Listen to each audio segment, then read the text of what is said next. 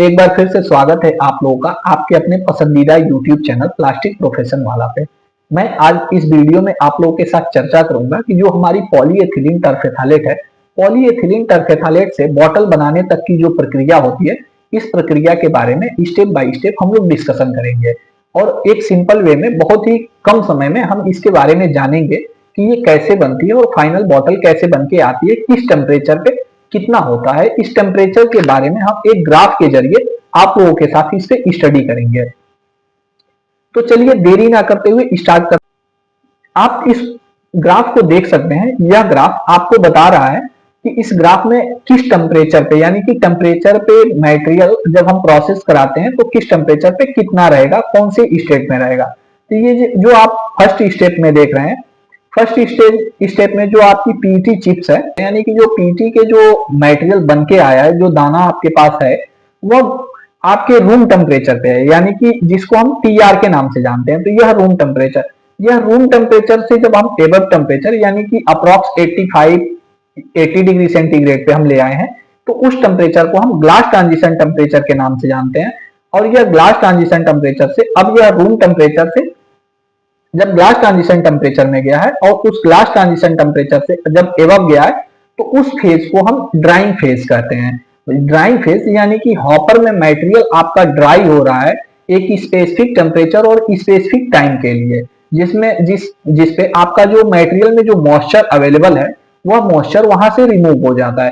उसी को हम ड्राइंग टेम्परेचर और ड्राइंग टाइम कहते हैं, जो आपका मटेरियल हॉपर में यह प्रोसेस किया जाता है। उसके बाद यह मैक्सिमम हमारा 180 टू 185 डिग्री सेंटीग्रेड तक ले जाते हैं।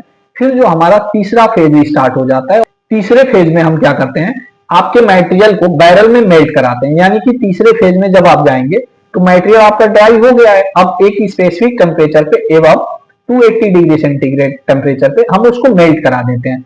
और जब यह आपका टेम्परेचर पे इस टेम्परेचर पे आपका मेल्ट हो जाता है, तो उसको जो हम जिस टेम्परेचर पे आपका मेल्टिंग स्टार्ट हो गया है, उस टेम्परेचर को हम मेल्टिंग टेम्परेचर के नाम से जानते हैं।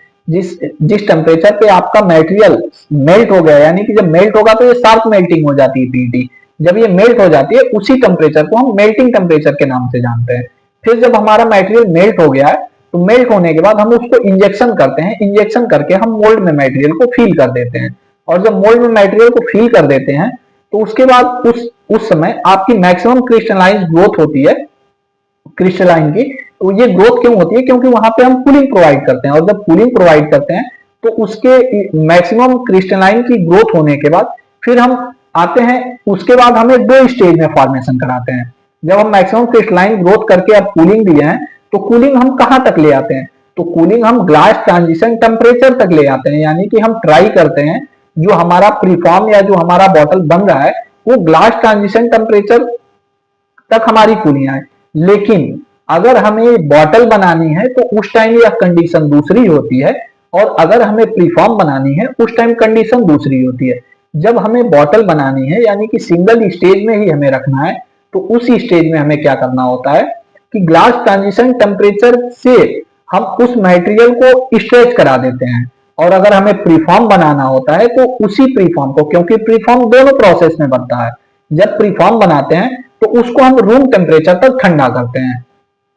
अब बॉटल बनाने के लिए या प्रीफॉर्म तो हमने बना लिया दोनों स्टेज में, ग्लास ट्रांजिशन टेम्परेचर तक और ग्लास ट्रांजिशन से बिलो टेम्परेचर तक। जब हमने उसे हीट कर लिया, फिर उसको हम स्ट्रेच कर देते हैं। जब हम स्ट्रेच कर देते हैं, जिसको हम स्ट्रेच ब्लो कहते हैं, स्ट्रेच ब्लो पिन के जरिए हम उसको स्ट्रेच कर देते हैं। और स्ट्रेच करने के बाद जब हम ब्लो कर देते हैं, फिर ब्लोइंग के बाद हम उसको कूलिंग प्रोवाइड करते हैं, क्योंकि प्रीफॉर्म तो बना है और प्रीफॉर्म बना है तो स्ट्रेच ब्लो पिन से हम उसको स्ट्रेच करके ब्लो कर दिए हैं। और उसके बाद जब आप कूल कर देते हैं तो फाइनल 10वें स्टेज में आकर के आपका फाइनल बॉटल बन के बाहर आ जाता है।